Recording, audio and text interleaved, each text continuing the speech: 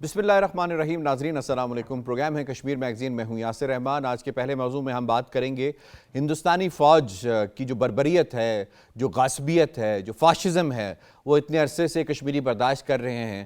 لیکن کچھ واقعات ایسے ہوتے ہیں جو اس فوج کے اوپر بدنما کالا دھبا ہے، جسے صاف کچھ بھی کر لے یہ وہ صاف نہیں ہو سکتے. اور جب ان واقعات کا ذکر کریں گے وہ ہندوستانی فوج کے اوپر ایک بہت بڑا، اس کی کریڈیبلٹی کے اوپر، اس کے نام کے اوپر ایک بہت بڑا سوالیہ نشان ہوگا کہ ایز این انسٹیٹیوشن یہ کہیں ایگزسٹ بھی نہیں کرتا جو اس نے فاشزم کی ہوئی ہے، جو بربریت کی ہوئی ہے. بالخصوص ہم اس واقعے کا ذکر کریں جو مئی 2009 کو پیش آیا، جس کے تحت آسیہ اور نیلوفر کو پہلے اغوا کیا گیا، اس کے بعد ان کے ساتھ اجتماعی زیادتی کی گئی اور اس کے بعد انہیں قتل کر دیا گیا. اور قتل کرنے والے کون تھے؟ یہ انڈین آرمی کے لوگ تھے. اغوا کرنے والے کون تھے؟ یہ انڈین آرمی کے لوگ تھے. اور ان کے ساتھ اجتماعی زیادتی کرنے والے لوگ کون تھے؟ یہ انڈین آرمی کے لوگ تھے. 15 برس بیت گئے ہیں.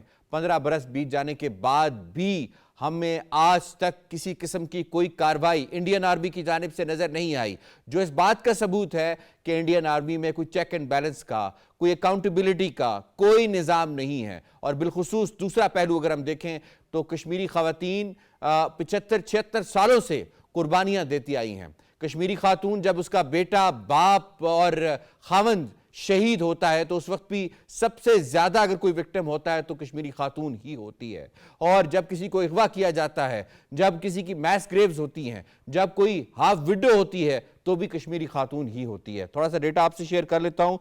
1990 سے 11,263 ایسے کیسز رپورٹ ہوئے ہیں جس کے ساتھ کشمیری خواتین کے ساتھ جو ہے وہ ریپ کیا گیا، گینگ ریپ کیا گیا، ڈسگریس کیا گیا، مولسٹیشن کیا گیا. اور یہ کسی اور نے نہیں، انڈین ٹروپس نے کیا ہے. اس پر ذرا بات کریں گے. مختلف اس کے پہلو ہیں کہ کیا وجہ ہے کہ انٹرنیشنل کمیونٹی آج تک ان مجرموں کو کٹہرے میں نہیں لا سکی، انہیں سزا نہیں دے سکی. کیا وجہ ہے کہ ہندوستان کی جو یہ نام نہاد فوج ہے اس کے اندر اکاؤنٹیبلٹی کا اتنا نظام بھی موجود نہیں ہے کہ جو قاتل ہیں، جنہوں نے ان بچیوں کے ساتھ زیادتی کی ہے، وہ کھلے عام پھر رہے ہیں، دندناتے پھر رہے ہیں، انہیں انصاف کے کٹہرے میں نہیں لایا جا سکا. اس پر بات کریں گے. سب سے پہلے مہمانوں سے تعارف کروا دیں. اب آج ہمیں جوائن کیا ہے اسٹوڈیو میں الطاف حسین وانی صاحب نے، سینئر حریت رہنما ہیں، کسی تعارف کے محتاج نے، اپنا تھنک ٹینک رن کرتے ہیں.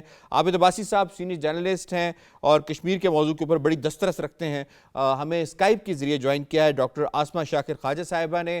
آپ انٹلیکچول ہیں اور تجزیہ کار ہیں، کشمیر کے حوالے سے ایک تھنک ٹینک بھی رن کرتی ہیں. آپ تینوں مہمانوں کو خوش آمدید کہتے ہیں. اس سے پہلے سوالوں کا آغاز کیا جائے، آپ کو رپورٹ دکھاتے ہیں. شوپیاں عصمت دری اور قتل کا واقعہ مقبوضہ جموں و کشمیر میں بھارتی فوجیوں کی بربریت کی ایک واضح مثال. واقعہ بھارت کی طرف سے ادارہ جاتی اور منظم تشدد کا ثبوت. مطابق بھارتی فورسز کے اہلکاروں نے مئی 2009 میں آسیہ اور نیلوفر کو اغوا کر کے جنسی زیادتی کا نشانہ بنایا اور بعد میں دوران حراست قتل کر دیا تھا. دونوں کی لاشیں 30 مئی کو ایک ندی سے ملی تھیں. متاثرہ خاندان نے آزاد بین الاقوامی فورم سے انصاف کی اپیل کی ہے. مقبوضہ جموں و کشمیر میں 1990 کے بعد سے بھارتی فوجیوں کی طرف سے زیادتی، اجتماعی عصمت دری اور بدسلوکی کے 11,263 واقعات رپورٹ ہوئے ہیں اور یہ سلسلہ آج بھی جاری ہے. کل جماعتی حریت کانفرنس کی قیادت نے آسیہ اور نیلوفر کو خراج عقیدت پیش کرتے ہوئے کہا ہے کہ اس واقعے نے جموں و کشمیر کے عوام کے اجتماعی ضمیر کو جھنجھوڑ کر رکھ دیا ہے.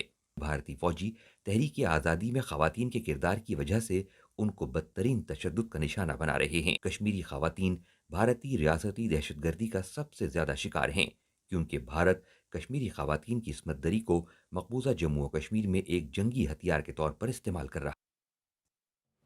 ڈاکٹر آسمہ خواجہ صاحبہ، اس میں آپ کو شامل کروں گا. یہ فرمائیے گا کہ شوپیاں انسیڈنٹ، اس سے ہمیں کیا پتہ چلتا ہے؟ ہندوستان کی بربریت، کشمیری خواتین کی سیکریفائسز، واٹ ایلس؟ شپیہ جو حادثہ ہے وہ ایک علامت ہے اس زندگی کی جو کہ مقبوضہ کشمیر میں مظلوم کشمیری گزارنے پہ مجبور ہے، جہاں بھارتی فوج کی بربریت کی کوئی اکاؤنٹیبلٹی نہیں ہے. اور کیوں نہیں ہے؟ کیونکہ بھارتی قوانین، کالے قوانین جو کہ مقبوضہ کشمیر میں لاگو ہیں تاکہ ایک کولونیل پاور بھارت انڈیا وہاں پہ اپنا قبضے کو سسٹین کر سکے، ان قوانین کی موجودگی میں آپ کو شاید یہ جان کے حیرت بالکل نہ ہو کہ آج تک کسی بھارتی فوجی کا کبھی ٹرائل نہیں ہوا. آج تک کسی بھارتی فوجی نے کہ اپنے کالے کرتوت، ان کے اعمال مقبوضہ کشمیر میں لوگوں کی جان، زندگی، عزت، مال سے کھیلنے کے کسی جرم کے سزا کے بدلے میں انہیں سزا نہیں ہوئی. یہ ہے وہ زندگی جو کشمیری عوام بھارتی استبدادیت کے سائے میں گزارنے پہ مجبور ہے، جہاں پہ ان کو کشمیری عوام سے برتا جانے والا کسی قسم کا ظلم، تشدد، نا انصافی جو ہے وہ قابل دست اندازی قانون نہیں ہے. دس انڈیکیٹس دیٹ کشمیری عورت جو کہ اس پورے کانفلکٹ کے 76 سالوں میں اس کانفلکٹ کی وکٹم بھی ہے اور سروائیور بھی ہے. کشمیری عورت کو بھارتی فوج نے ڈے 1 سے ایک وار ٹرافی کے طور پہ یوز کیا ہے. یہاں پہ میں یہ ضرور کہنا چاہوں گی کہ جب ہم جنگ کی تاریخ پڑھتے ہیں تو اس میں یہ ہمیں علم ہوتا ہے، ہمیں پتہ چلتا ہے کہ ہسٹوریکلی عورتوں کو یوز کیا جاتا ہے کہ کسی قوم کی عزت پامال کی جا سکے، کسی قوم کا اپنے اوپر جو ان کا ایک سیلف اسٹیم ہوتی ہے اس کو ختم کیا جا سکے اور ایک قوم کو ڈی مورلائز کیا جا سکے تاکہ وہ ظالم کے آگے گھٹنے ٹیک دے. اور بھارتی فوج نے ایز اے پالیسی اسی ایک رول کو فالو کیا، حالانکہ یہ جنیوا کنونشن اور انٹرنیشنل ہیومینیٹیرین لا اور انٹرنیشنل لا کے تحت یہ اب جرم میں گنا جاتا ہے جس میں rape as a weapon of war کی اجازت نہیں ہے. مگر انفارچونیٹلی اگر آپ یہ شپیاں کیس دیکھیں تو اس میں اس گھنونے عمل کو بھارتی فوجیوں نے ایک دفعہ نہیں، آپ کٹوہا ریپ کیس کی آصفہ جیسی معصوم بچی کو کیسے بھول سکتے ہیں؟ there are number of rape incidents جس میں کسی ریپسٹ کو سزا نہیں دی گئی اور عورتوں کو یوز کیا گیا تاکہ کشمیری قوم کے سیلف ریسپیکٹ کو ڈی مورلائز کیا جا سکے. بھارتی فوج ایک ڈیفینیٹلی ایک کولونیل آکوپینٹ ہے جو ہر قیمت پہ اس زمین پہ، اس ٹیریٹری پہ اپنا قبضہ برقرار رکھنا چاہتی ہے. ٹھیک، آپ کا پوائنٹ آ گیا. میں اس میں آپ کو شامل الطاف حسین وانی صاحب، شپیاں سانے کو ہوئے 15 برس بیت گئے ہیں. کیا ہندوستانی فوج کے اندر اتنا ویک بھی میکانزم، چھوٹا سا میکانزم بھی نہیں ہے جو ان کلپرٹس کو کٹہرے میں لا سکے، یا پھر جان بوجھ کر انہیں انسٹیگیٹ کیا گیا کہ جائیں اور جا کر یہ کام کریں، آپ کو کھلی آزادی ہے؟ دیکھیں، اس میں پہلی بات دیکھنے کی یہ ہے کہ جو armed forces special powers act ہے وہ ہندوستانی فوج کو دوران ڈیوٹی کوئی بھی کام کرنے، وہ اس کو کہتے ہیں کہ اس کے اندر ریپ بھی شامل ہے. They are not accountable to the local judiciary. وہ کسی لوکل جوڈیشری میں آپ ان کو پروسیکیوٹ نہیں کرتے ہیں. لیکن اب میں ہندوستانی فوج کی یا ہندوستان کے اس جو عدالتی نظام یا جو آپ کہتے ہیں کہ اکاؤنٹیبلٹی کا نظام، اس کی یہ کہانی تھوڑا پیچھے لیتا ہوں. جب ہم بات کرتے ہیں، ایک کیس ہوتا ہے جس میں 5 لوگوں کو مارا جاتا ہے، پتھری بل کیس. ٹیڈی سنگھ پیرا کے بعد پتھری بل کیس کو 5 لوگوں کو مارا جاتا ہے. کہا جاتا ہے کہ یہ فارن ملیٹنٹس تھے. پھر لوگوں کے احتجاج کے بعد ان کی باڈیز ازیوم کی جاتی ہے، پتہ چل جاتا ہے کہ یہ لوکل بکروال تھے اور ان کو ان لوگوں نے، ان آفیسرز نے مارا ہے. اور اس کے بعد سی بی آئی انکوائری، یہ ہندوستان کی سی بی آئی انکوائری کرتی ہے. وہ یہ کہتی ہے، اس میں اگر میں غلطی پہ نہیں ہوں تو جے کے پولیس کا ایک ڈی آئی جی بھی شامل ہوتا ہے. جے کے پولیس کا ڈی آئی جی جو بعد میں گورنر کا مشیر رہا اور اس وقت بھی بی جے پی کا بہت بڑا عہدیدار ہے. تو وہ اور ایک بریگیڈیئر، 2 کرنل اور ایک اس کے ساتھ میجر اور 2 لوکل فیسلٹیٹرز جو ان کے کولابریٹرز تھے وہ. لیکن سی بی آئی انکوائری کو چھوڑ کر وہ جاتے ہیں پھر کس کورٹ مارشل میں. وہاں وہ سی بی آئی کی انکوائری کو نہیں مانتے ہیں. وہاں انڈیا کی فوج سی بی آئی انکوائری کو نہیں مانتے ہیں. وہ کہتے ہیں نہیں جی، ہم کورٹ مارشل میں لے کر ان کو جائیں گے جہاں سے وہ بیل آؤٹ ہوتے ہیں، ان کو کوئی سزا نہیں ہوتی ہے. اب جب شپیاں والا ریپ کیس جب ہوا، اس کے بعد جب پہلی پوسٹ مارٹم رپورٹ آئی، وہ مینیج کی انہوں نے کہ اس کا ان کا ریپ نہیں ہوا ہے، وہ دریا میں ڈوب گئی ہیں، لیکن جب اس پہ ایجیٹیشن ہوئی کہ دریا ایسا نہیں ہے جس دریا میں کوئی ڈوب سکتا ہے، کوئی ایسی چیز ہوتی ہے، اور دوسرا وہ لوکلز ہیں، کیا ان کو پتہ نہیں ہے؟ دوبارہ کانسٹیٹیوٹ کی گئی باڈی، اور پھر جب اس کی جسٹس جان اس کے کمیشن کے پھر پتہ چلا کہ نہیں، یہ تو ان کو ریپ بھی ہوا ہے اور ان پر تشدد بھی ہوا اور ایبڈکٹ بھی ہوئی ہیں، یہ سارا سلسلہ ہوا. لیکن اس وقت ہندوستان کی فوج نے کہا نہیں جی سی بی آئی کی انکوائری کریں گے. اب سی بی آئی انکوائری کرے گی، اب ہم لوکل جوڈیشری کی بات نہیں مانتے.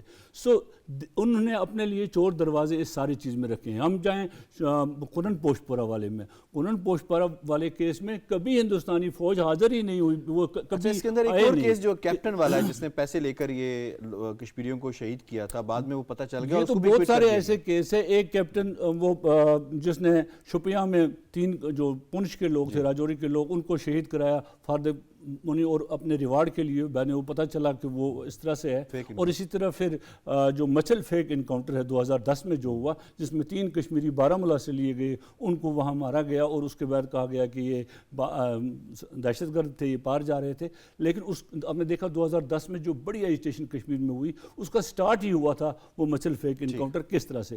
لیکن اکاؤنٹیبلٹی کسی جگہ نہیں. اگر کسی جگہ کوئی عدالت کوئی چیز یا ان کا اپنا کوئی سلسلہ اس کو کہتا ہے سزاوار، وہ پھر کورٹ مارشل میں دوسری جگہ سے ان کو چھوڑ دیتے ہیں. کسی جگہ کوئی اکاؤنٹ. یہی وجہ ہے انہی وجوہات کی بنا پر جب کشمیر میں یہ ریپ کا سلسلہ انہوں نے شروع کیا، دراز ہوتا گیا. آپ نے دیکھا 2012 میں جب نرمدا ریپ کیس ہوتا ہے دلی کے اندر، اور پھر ہندوستان کی تمام جو سو کالڈ سول سوسائٹی باہر آتی ہے، اس پر سارا سلسلہ ہوتا ہے.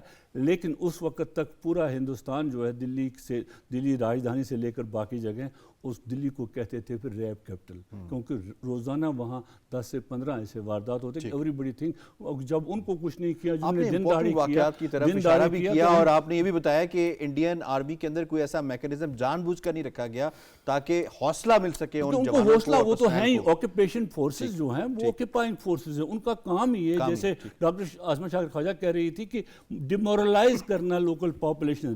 ریزسٹنٹ پاپولیشن جو ہے ان کی بڑی ڈیمورلائزیشن یہ ہوتی ہے جب آپ ان کی خواتین کے ساتھ زیادتی کریں گے، اس سے بڑی کوئی ڈیمورلائزیشن نہیں ہوتی ہے. انہوں نے یہ کرنے کی کوشش کی کشمیری، لیکن we should give credit to the Kashmiri women اور کشمیر کے لوگوں کو. انہوں نے کسی جگہ پر اس کے امپیکٹ کی ہم بات کر لیتے ہیں عابد باپ سے.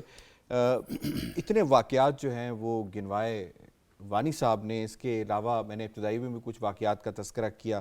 اس کے باوجود کشمیری خاتون کا جو ریزالو ہے وہ کتنا سٹرانگ ہے، اور اس کے بعد اگر ہم انٹرنیشنل کمیونٹی کا جو رسپانس ہے جو اس کو گیج کرتے ہیں when it comes to women rights, تو وہ کہاں کھڑے ہوتے ہیں جب کشمیر کی بات ہوتی ہے؟ بہت شکریہ یاسر صاحب. پہلی بات تو یہ ہے کہ کشمیر ایک ایسا حصہ ہے پوری دنیا کا جہاں پر ہر طرح کے جو بنیادی انسانی حقوق کی خلاف ورزی کے جو کیسز ہیں وہ سب سے ہائی ہیں. ریسنٹلی اگر ہم فلسطین کے اس معاملے کو چھوڑ کر دیکھیں تو سب سے ہائی کیسز جو ہے وہ کشمیر کے اندر کے ہیں.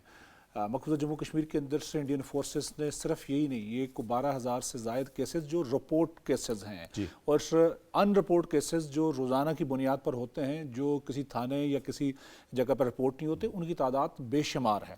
اب آگے چل کر اگر ہم دیکھیں تو خواتین کی وہ تعداد جو مسلسل ظلم سہتی آ رہی ہے اور ڈٹ کر کھڑی ہے. آپ دیکھیے کہ کمزور نہیں ہوئی کشمیر کی خاتون. کشمیر کی خاتون نے اس شخص کو جو اس کا باپ کی صورت میں ہے، بھائی کی صورت میں یا خامد کی صورت میں، بیٹے کی صورت میں، اس نے اس کو حوصلہ دیا کہ اپنے لڑنا ہے اپنے رائٹ کے لیے. اور یہاں تک ہی نہیں، آپ دیکھیں کہ خواتین کی ایک بڑی تعداد 2.5 سے 3 درجن یعنی 32-33 خاصی خواتین ہیں جو جیل میں آسیہ اندرابی کی صورت میں، فیمیدہ کی صورت میں. اور پھر یہ وہ خواتین ہیں جن کی وجہ سے کشمیر کے اندر ویلی کے اندر جو بسنے والی خاتون ہے اس نے حوصلہ پکڑا ہے اور اس نے ڈٹ کر یہ بات اب طے کر لی ہے کہ میں نے انڈین فورسز کا کوئی بھی حربہ اپنے پر قبول نہیں کرنا. آپ دیکھیے کہ انڈین فورسز کسی بھی جو سرچ آپریشن کے دوران سب سے زیادہ جو ریڈ ہوتے ہیں گھروں پہ، وہ سب سے زیادہ پہلے ان کی کوشش ہوتی ہے خاتون को होमोलेट किया जाए, चादर और चार चारदीवारी दीवारी का तकद्दुस का जी हाँ, पामाल किया उनका तकद्दुस पामाल किया जाए। और उसकी सूरत में वहाँ पर कोई भी नौजवान जो होता है, जो उसका बेटा है, भाई है, खामद है, वो कोशिश करता है कि अपनी जो फैमिली है उसको बचा सके। और उसको बचाने की सूरत में आप देखिए कि फिर फ़ौज जो है, जो भारतीय फ़ौज है, काबज़ फ़ौज, वो उस रद्द-ए-अमल के तौर पर उसको उठाती है, उसको तशद्दुद का निशाना बनाती है, उस पर केसेस बनते हैं। और सबसे ज़्यादा कुर्बानी जहाँ मर्दों की सूरत में तो आप शोदा की तादाद लाख तक पहुंच गई, 1.25 लाख तक हो गई। और बहुत सारे तो केसेस ऐसे हैं जिनमें रिपोर्ट ही नहीं हुए। आप देखें मास ग्रेव ऐसी हैं जो अनगिनत है। लेकिन वहाँ की ख़वातीन को अगर देखें तो दुनिया भर की ख़वातीन से सबसे ज़्यादा कुर्बानी दी है। लेकिन दुनिया का जितने केसेस हालिया पिछले हम 5-6 सालों के अंदर अगर देखें, यूएन की जो 2 रिपोर्ट्स, एक फॉलो अप रिपोर्ट आई या उसके बाद खासकर जहाँ में जो मुख्तलिफ NGOs की रिपोर्ट आई, की अपनी एक रिपोर्ट है हार्वर्ड के ऊपर, हार्वर्ड के ऊपर, ये ऐसी रिपोर्ट हैं जो कश्मीरी ख़वातीन की उस जदोजहद का न सिर्फ तस्करा करती हैं, उन पर जो इंसानी हुकूक की खिलाफ वर्जी है उस पर दुनिया को ये जगा रही है कि भाई वहाँ पर इतना कुछ हो रहा है, आप खामोशी से क्यों बैठे हैं। रिपोर्ट मसलसल होने के बावजूद भी जो आलमी ताकतें हैं जिनका काम ये बनता है कि वो उस पर स्टेप उठाएं, वो एक्शन लेने को तैयार नहीं हो पा रही। ये एक्शन वहाँ पर लिया नहीं जा रहा। ये एक अफसोसनाक पहलू है। उससे क्या हुआ? उससे ये हुआ कि जिसका तस्करा अभी अल्ताफ़ आनी साहब ने किया, फिर उससे जो इंडिया के अंदर उसका शहरी है उसने उससे एक हवा पकड़ी और उसके नतीजे में क्या हुआ कि जो इंडियन ख़वातीन हैं वहाँ पर जो चलती फिरती, उनके ऊपर वो अटैक होना शुरू हो गए।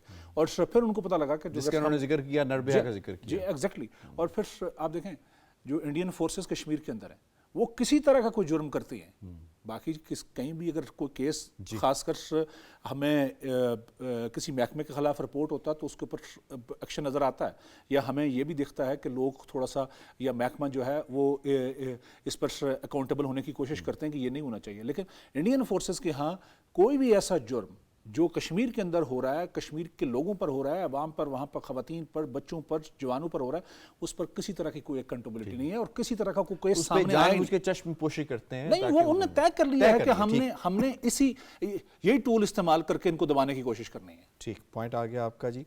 हमें दूसरे मौजू की जानिब बढ़ना है, दूसरे मौजू बात कर लेंगे दोबारा इंडियन फोर्सेस के हवाले से। इंडियन आर्मी का एक पूरा स्ट्रक्चर, इसे थोड़ा सा रिसर्च करने का मौका मिला। इसके अंदर ये मालूम हुआ कि जो लो मोरल है इंडियन आर्मी का, उसकी कई वजूहात हैं। उसकी बुनियादी वजूहात के अंदर डिसिप्लिन का ना होना, जो हायर ऑफिशियल्स हैं उनका एक डिस्कनेक्ट पाया जाता है लोअर रैंक के ऑफिसर से। जिस तरीके से उनका सलूक होता है, वो खुद कुछ अर्सा पहले सोशल मीडिया के ऊपर हमने कुछ कहानियाँ देखी जिसके अंदर ये लोअर रैंक के ऑफिशियल्स या पर्सनल से कुत्ते धुलवाते थे और उसके साथ साथ फिर वो घरों के काम करवाते थे, और उनको जिस क्वालिटी का खाना मिलता था उन्होंने खुद बता दिया कि वो क्या। और कुछ अरसे के बाद हमने देखा कि फिर उनकी लटकी हुई लाशें हमें नज़र आईं। इसी तरीके से हमने ये देखा कि इंडियन आर्मी के अंदर कुछ ऐसे अनासर भी मौजूद हैं जिन्हें कॉम्बैट से या लड़ाई से कोई गरज नहीं है, बल्कि उन्होंने अपने आप को ट्रेन किया हुआ है कि वो किस तरह से इंडियन पर्सनल के साथ जो है वो मिलकर कोई धोखेबाजी का सामान पैदा किया जा सके। ऐसे ही अभी एक केस सामने आया, वो इंडियन आर्मी का एक मेजर है अमरजीत सिंह शाही, इसके हवाले से ये केस सामने आया। इसने कुछ 6 करोड़ जो है अपने फेलो पर्सनल से वो इकट्ठे किए। इस तरह के कई केसेस हैं जो रिपोर्ट नहीं हो पाते, लेकिन कुछ जो हैं वो ब्लैक होकर सामने आ जाते हैं। इसकी बुनियादी वजह इंडियन फोर्सेस का लो मोरल है।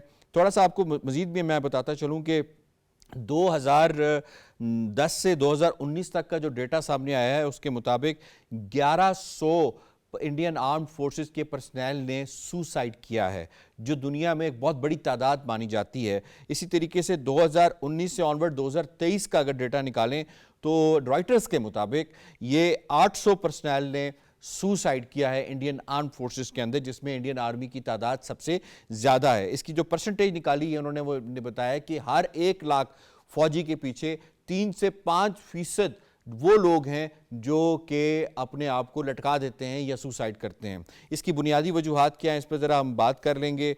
मैं स्टार्ट कर वानी साहब, एक ऐसी आर्मी जिसे खुली छूट दी है वादी के अंदर, मकबूजा कश्मीर के अंदर जो कुछ करें, वो उसका जो मेंटल स्टेटस है, उसकी जो साइकोलॉजिकल हेल्थ है, वो ऐसी है कि वो ऑपरेट कर सके। क्या डोंट यू थिंक कि this should be a grave concern for international community कि जिसको इन्होंने ایک فارمل آرمی کا درجہ دیا ہوا ہے اس کی حالت جاری ہے؟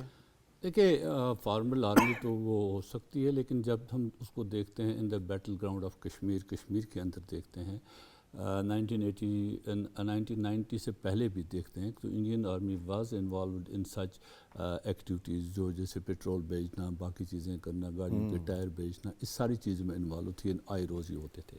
لیکن فرام 1990 آنورس تو ایک طرف تو آپ کو کمبیٹ کا ایک پریشر ہے، you have to be on heels, ساری چیزیں ہیں، آپ کو جانے گھر نہیں دیا جاتا، آپ کو چھٹی نہیں ملتی ہے ٹائم پر، آپ نے اتنی ساری فورسز ریز کی اسی چیز کے لیے. تو اس میں یہ ہوا کہ جو آفیسرس ہیں they enjoy the luxury and all that, اور پھر ان آفیسرس نے یہ بھی کیا، ان آفیسرس کی دیکھا دیکھی میں یہ بھی دیکھا گیا کہ جب وہ کسی گھر میں گئے وہاں پر کوئی اچھی چیز دی وہ بھی انہوں نے اٹھا کر لے لی، انہوں نے ایکسٹارشن کرنا شروع کر دیا لوگوں سے کہ آپ کے بچے کو چھڑائیں گے، آپ پیسے دے دیں. انہوں نے سپلائی کرنی شروع کی، آرمز کی، مجاہدین کو بیچنے کی بھی شروع کر دی. تو دس از اے ہیوج سرکل یہ چلا ہوا. میں آج کا ایک واقعہ آپ کو بتاتا ہوں کہ ہندوستانی آرمی کا یہ سلسلہ ہے، ان کے مورل اتنے گرے ہیں کہ ایک شخص کو پولیس پکڑتی ہے، وہ ڈرگ سپلائی کرتا ہے اور ڈرگ پیڈلر ہے، اس کو پولیس نے پکڑا، لوکل پولیس نے اس کو پکڑا تو وہ کوپارا کے تھانے میں تھا، اور آرمی کا وہ سورس تھا کیونکہ آرمی وہ ڈرگز سپلائی کر رہی تھی، ساری چیزیں ذریعہ معاش ذریعہ معاش تھا. انہوں نے لوکل جو ٹیریٹوریل آرمی ہے 160 ٹیریٹوریل آرمی جو کوپارا میں بیسڈ ہے، انہوں نے اس تھانے پر حملہ کیا. اس تھانے کے اندر سے انہوں نے 6 اس وقت جو پولیس اہلکار ہیں وہ سری نگر کے ایس ایم ایچ ہاسپٹل میں ہیں، وہاں پر ان کی حالت تشویشناک ہے. They barge into the police station, did all that. آپ نے ہمارے ڈرگ پیڈلر کو پکڑنے کی ہمت کیسے کی؟ سو دس از دا وے دے آر ڈوئنگ. اور جہاں تک آپ نے خودکشیوں کی بات کی، یہ تو رپورٹڈ خودکشیاں جو ہم نے دیکھی ہیں، اکثر لوگ اپنے آپ کو یا تو ان کو چھٹی نہیں ملتی ہے گھر جانے کی کیونکہ وہ لگے رہتے ہیں، یا ان کے ساتھ آفیسرز کی زیادتی ہوتی ہے، اس سلسلے میں وہ یہ چیزیں کرتے ہیں. This has been all over there. اس سے بڑی تشویشناک بات یہ ہندوستان کے اندر ہے، ہندوستان میں لوگ آرمی میں آنا نہیں چاہتے ہیں. ڈیزرشن ریٹ بھی زیادہ ہے. ہاں، وہ بہت زیادہ ہو گیا ہے کہ لوگ آرمی جوائن نہیں کرنا چاہتے ہیں. یہ سب سے بڑا کنسرن اس وقت ہندوستان کا. ہندوستان جو ریز کر رہا ہے، فوجیں ریز کرتا گیا، لیکن اس کے لیے پرابلم یہ ہے کہ جب ریٹائرمنٹ تو سبسٹیوشن کے لیے لوگ سامنے نہیں آ رہے ہیں. They don't feel. اصل میں ان کو یہ بھی تو نظر آ رہا ہے کہ جو ان سے پہلے لوگوں نے جوائن کیا ان کی تو پینشنز کے بھی مسائل ہیں. پینشن کے مسائل ہیں. پھر آپ نے ساری فوج کو ایک ایسے حالت میں پہنچا دیا ہے، آپ نے تمام ہمسایوں کے ساتھ وہ تعلقات رکھے ہیں اس طرح کے رکھے ہیں، اور پھر ملک کے اندر جو اس وقت کی حکومت ہے اس نے آرمی کو بھی، آرمی کی ایجنسیز کو بھی استعمال کیا اپنے ان دبانے کے لیے، اپنے ڈسینڈنٹس کو دبانے کے لیے، وہاں پر بھی اپوزیشن کو دبانے کے لیے استعمال کیا. سو ہندوستان کے اندر اس وقت چونکہ ہر کوئی تو انتہا پسند نہیں ہے، ہندوستان پلورسٹک سوسائٹی بھی ہے نا، تو ہر کوئی انتہا پسند نہیں ہے، وہ اس فوج کو بھی جوائن نہیں کرنا چاہتے. جی ڈاکٹر صاحبہ، آپ کو اس میں شامل کروں گا. یہ جو ہم نے تھوڑا سا اس کے بارے میں اب آگاہ کیا کہ کس طرح وہاں پہ فراڈز کے واقعات اور باقی معاملات ہو رہے ہیں، what does it tell us Indian army کا جو انسٹیٹیوشنل سٹرکچر ہے کس قدر تباہ ہو چکا ہے؟ آپ نے جو سوال پوچھا کہ انڈین آرمی میں سوسائڈ کا ریشو اتنا بلند کیوں ہے، تو تھیوریز ہمیں یہ بتاتی ہیں کہ جب ایک ملک کی فوج کو اس کے مرکز سے دور زیادہ عرصے کے لیے ایک جنگی حالت میں رکھا جائے اور ایسی کمپینز یا سیولینز کے خلاف ایٹراسٹیز، ظلم و تشدد برتنے پہ مجبور کیا جائے، تو ایسی فوج میں سوسائڈ کا ریشو اور سوسائڈ کی ایکٹیویٹیز بہت زیادہ ہوتی ہیں. ہمیں اگرچہ آپ نے اس طرح 1100 کی فگر کوٹ کی، ہمیں اگرچہ نپا تلا اور ایگزیکٹ فگر نہیں ملتی، 1100 ایک بہت بڑی تعداد ہے، اور میرا نہیں خیال کہ دنیا کے کسی اور ملک کی فوج نے اتنے 1100 لوگوں نے اتنے مختصر وقت میں اتنی زیادہ نمبر میں سوسائڈ کیا ہوگا. اور یہ ہمیں یہ بھی بتاتی ہے کہ ایز این انسٹیٹیوشن انڈین فوج को जिस तरह भारतीय हुकूमत सिविलियंस के खिलाफ खड़ा कर रही है, चाहे वो कश्मीर हो, चाहे वो पंजाब हो, चाहे वो सेवन सिस्टर्स हो, और जहाँ माउस मूवमेंट वाले इलाके के जहाँ पे आजादी की तहरीकें चल रही हैं, और उन तहरीकों को दबाने के लिए इंडिया भारतीय फौज को भारतीय हुकूमत इस्तेमाल कर रही है, तो उसकी वजह से फौज में भी ये रियलाइजेशन लगती है फौजियों में कि वो एक बेबिला मकसद की जंग लड़ रहे हैं, तवील जंग लड़ रहे हैं, जिसमें फौज के असाब या फौजियों के असाब जवाब दे रहे हैं, और उस लिहाज से वो एक जंग को मुसलसल लड़ने के काबिलियत या अहलियत नहीं रखते। और ये बात जल्द या बदीर भारतीय हुकूमत अगर रियलाइज कर ले तो ये उनके और उनकी फौज के लिए बेहतर होगा। मगर बहरहाल ये जी ठीक सिचुएशन उनकी फौज के ऊपर एक धब्बा है, और उनके प्रोफेशनलिज्म के ऊपर एक बहुत बड़ा क्वेश्चन मार्क है। And may be this is the reason. Ji doctor साहब, आपका पॉइंट आ गया। मुझे अब भाई साहब को शामिल करना है। भाई साहब फरमाइएगा, हमने कुछ ऐसा पहले एक वाकया देखा जिसके अंदर एक मेजर था, मेजर गोगोई करके, उसने एक टार नामी शख्स को ह्यूमन शील्ड बना के ट्रक के आगे और उसको दिखाया। किस हद तक ये बीमार जहनीत की निशानदेही करती है कि इंडियन आर्मी के अंदर सरायत कर चुकी है? पहला शुभ आप देखिए, वो तो उन्होंने जब कोशिश की कि बेसिकली जो बाकी पब्लिक है उसको एक खौफ की सूरत में जो है वो रखा जा सके, लेकिन दूसरी जानिब आप अगर देखें ये वो कैफियत है, वो उन पब्लिक से इस कदर डरे हुए हैं कि जो उनके सामने सिर्फ पत्थर का या लाठी का इस्तेमाल करते हैं एहतजाज की सूरत में। और फ़ौज जिसके पास आप देखें, अगर दफाई बजट अगर देखें इंडिया का, इंडिया उन पहले 5 कंट्रीज़ के अंदर आती है, चौथे नंबर पर है, जिसका दफाई बजट पूरी दुनिया में सबसे ज़्यादा है। ये कुछ मामूली बात नहीं, गैर मामूली जो है वो बात है। फिर ये है कि उसने हाल ही अरसे के अंदर जो 23-24 का बजट था उसके अंदर 13 से 14% उसने इजाफा किया दफाई बजट के अंदर, और ये गैर मामूली इजाफा है। उसने अपनी GDP से उनका ये पता नहीं होता किस टाइम उनका सुपरसोनिक उठ के जो है किसी मुल्क के अंदर जा सकता है, जिसको वो ह्यूमन एरर कहते हैं। यस, दूसरी सूरत ये देखें कि इंडिया ने अपने जितने पड़ोसी ममालिक में, चाहे चाइना है, इवन बांग्लादेश है, नेपाल है, पाकिस्तान तो पहले से है, इन सारे ममालिक के साथ उसने एक जंगी कैफियत पैदा कर रखी है, और ये मसलसल इसके अंदर इजाफा हो रहा है। 3300 किलोमीटर का जो बॉर्डर है चाइना के साथ, जहां हर वक्त उसके इक्तसादम की कैफियत जो है बिल्कुल रही। तो इंडिया इस सारे आलम में खौफ में मुब्तला है, और उस खौफ की वजह से फिर ये खुदकुशियां और बाकी सर दिल बर्दाश्त है उसकी फौज के अंदर जो है ना, निचला तबका सारा दिल बर्दाश्त है, जिसके नतीजे में आपकी जो है ये सूरत हाल वहां पर डेवलप। बिल्कुल ठीक पॉइंट आ गया आपका जी। I have to wind up. मुझे शुक्रिया अदा कर रहे हैं अपने तीनों मुअज़्ज़िज़ मेहमानों का आज के दोनों मौज़ूआत वाले से आपने तज्ज़िया पेश किया। प्रोग्राम कश्मीर मैगज़ीन से इतना ही। यासिर रहमान को दीजिए इजाज़त। अल्लाह निगहबान।